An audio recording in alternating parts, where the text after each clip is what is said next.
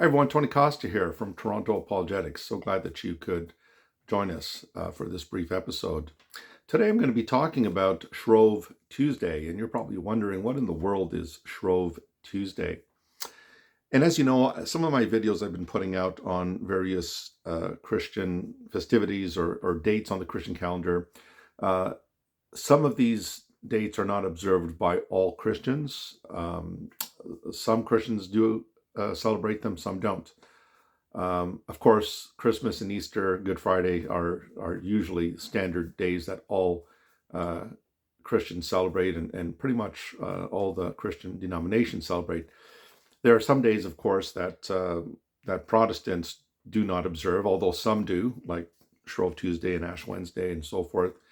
So I want to talk to you about Shrove Tuesday, and it always happens on a Tuesday. That's why it's called Shrove Tuesday. So Shrove Tuesday is the day before Ash Wednesday, and depending on the year, it can fall sometimes in February, sometimes in early March, and so this year that I'm recording this is 2024, and so February the 13th today is called Shrove Tuesday because the next day, Wednesday, is Ash Wednesday. It so happens this year in 2024 that the 14th of February is both Ash Wednesday and, of course, Valentine's Day. If you're interested in learning more about Ash Wednesday and Lent, please see the video in the description box of this video, and you could link to that video as well. I also have a video that's going to be coming out on the 14th, tomorrow, from the time I'm recording this. There'll be a video out on Valentine's Day in discussing the origins of Valentine's Day. So let's get back to Shrove Tuesdays. Shrove Tuesday, again, is the day before Ash Wednesday. And it is the day that you're supposed to eat it up. That is to say, it's the day that is usually associated with pancakes. Sometimes it's called Pancake Tuesday. And it's the day that you're supposed to get your fill, because in the period of Lent, and I personally don't observe Shrove Tuesday or Ash Wednesday. I don't really observe Lent either. And that's for personal biblical convictions that I have. I'm not against Christians that do participate in Lent and Ash Wednesday. But if you want to know more about that, again, check out my video on Ash Wednesday and Lent. So Shrove Tuesday then is the day before Ash Wednesday. Obviously, it's always a Tuesday. And the celebration of Shrove Tuesday is usually consuming a lot of fatty foods like pancakes and so forth. And this is based on an old tradition where people would use up any remaining ingredients, that is eggs, butter, and fat, and they would make pancakes from these. And they would use up these ingredients because they weren't allowed to consume these ingredients during Lent. And so during Lent, there's supposed to be this fasting, and they don't eat certain things, or they give up certain things. In the old days, in the Roman Catholic tradition, this was a very austere celebration, where Roman Catholics at one point were not to eat meat on Fridays, not just Good Friday, but every Friday and even Wednesdays. And I discussed that at length in my video again on Ash Wednesday. And in the Eastern Orthodox tradition, of course, there's a fasting period before Easter as well. There's a Lent period as well that the Eastern Orthodox folks celebrate as well, including the Oriental Orthodox churches like the Copts, the Coptic Church of Egypt. And so Shrove Tuesday was the day where you're supposed to eat up all these fatty things, eggs and butter and fatty foods, and they would make pancakes and get their fill before this time of Lent.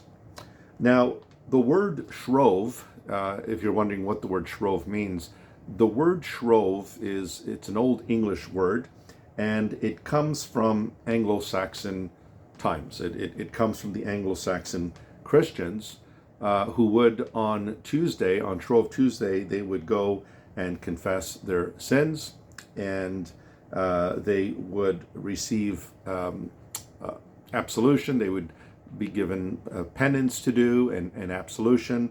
And so when they would go to a confessor like a priest and confess their sins, and they would be doing penance, and then they would be granted absolution, they would say that these people, they were shriven.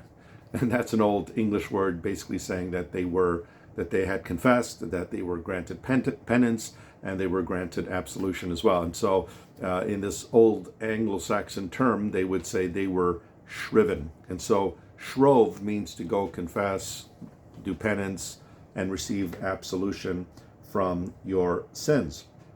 And so a number of countries, particularly European countries like France and Germany and the USA, the day before Ash Wednesday is better known by another term.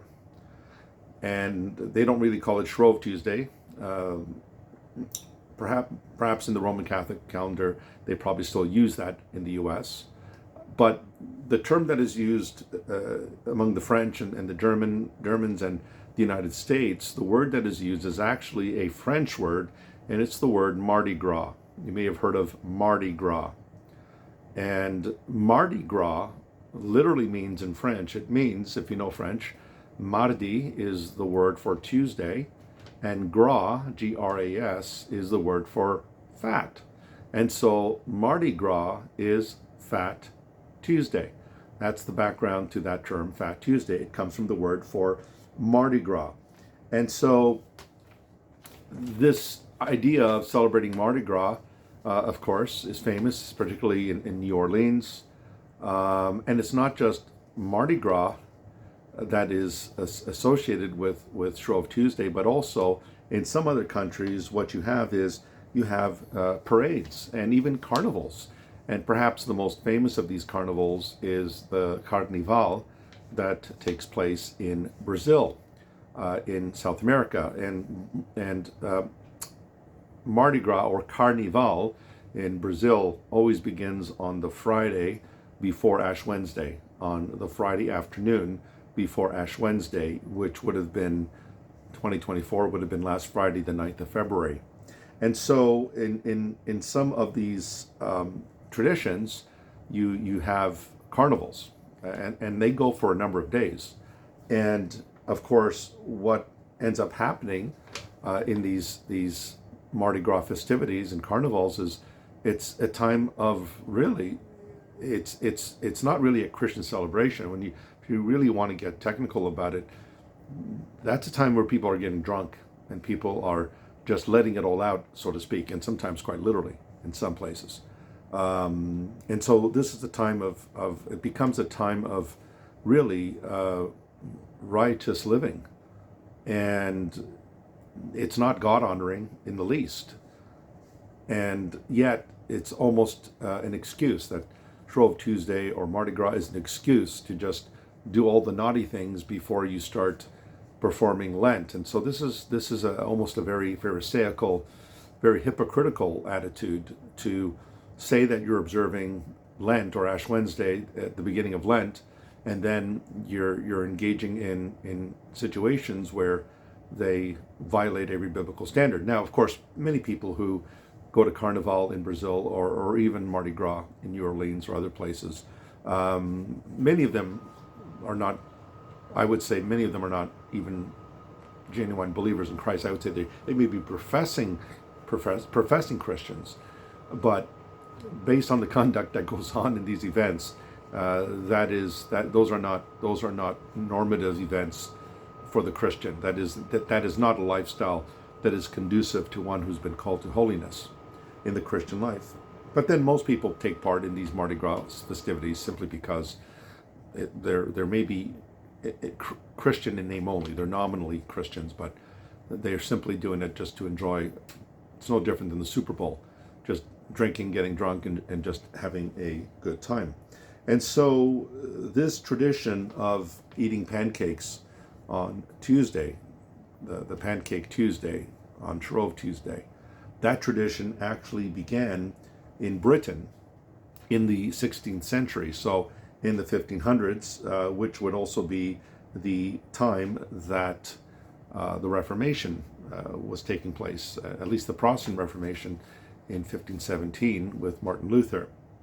And so what we find then is that this tradition that started in Britain of eating pancakes and so forth eventually made its way out into the British colonies and the British Commonwealth, and because of the British colonies of North America, the colonies in America, which were at the time when they were still under the British Crown, they would have adopted these practices, these traditions as well from Britain. And so, folks, that is basically the background to Shrove Tuesday. I just wanted to put this out there just for educational purposes. But as I said, I don't observe Shrove Tuesday or Ash Wednesday or Lent. Christians who are well-meaning and they simply want to enjoy their pancakes on this day and then prepare for Lent, that's fine. There's nothing, in my opinion, that violates any scriptural norms to do that. Although, as I said, I don't personally observe it. So once again, if you're interested to learn more about Ash Wednesday, the day after Shrove Tuesday, please check the link below. That video is linked there. And once again, just want to thank all of you guys for just watching my videos. I want to just give a shout out to all my subscribers. Thank you so much for your for joining me, for subscribing to the channel. I'm hoping that I could increase my my subscribers because I really want to get quality information out there into their hands, and so that they can be educated, that they can be put on the straight path instead of being tossed to and fro with every wind of doctrine. So I just really want to give a shout out to you guys who are subscribed to my channel. Thank you very much. It does mean a lot to me, and I do my best to put out as many good educational videos as I can. If you are interested in supporting this channel, there is a link below. There's a Patreon account there that you could support this channel, and it'll give me something to do in terms of putting out and producing good quality videos.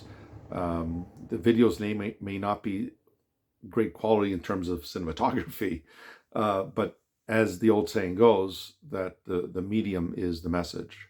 It's what is being communicated, the information that's being communicated.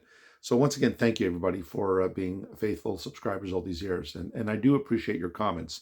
And yes, I do read your comments. I know that I know some folks are super busy, that they may not be able to look at all the comments. I may not at times, due to my schedule, be able to get through all your comments, but I do want you to know that I do read your comments. So whether you're favorable to it or unfavorable, even folks that may not agree with my position, that's what makes living in a free country so wonderful.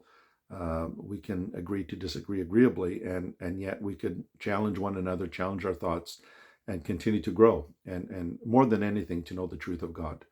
So thank you again, everyone. I want to encourage you, if you've not already done so, if you are watching this, you're not a subscriber, please click the subscribe button, subscribe to the channel, like this video, please share it with others, and let others know about it so we can expand this knowledge base. So thank you again, everyone, and wishing you all the best, and God bless. Until next time, bye for now.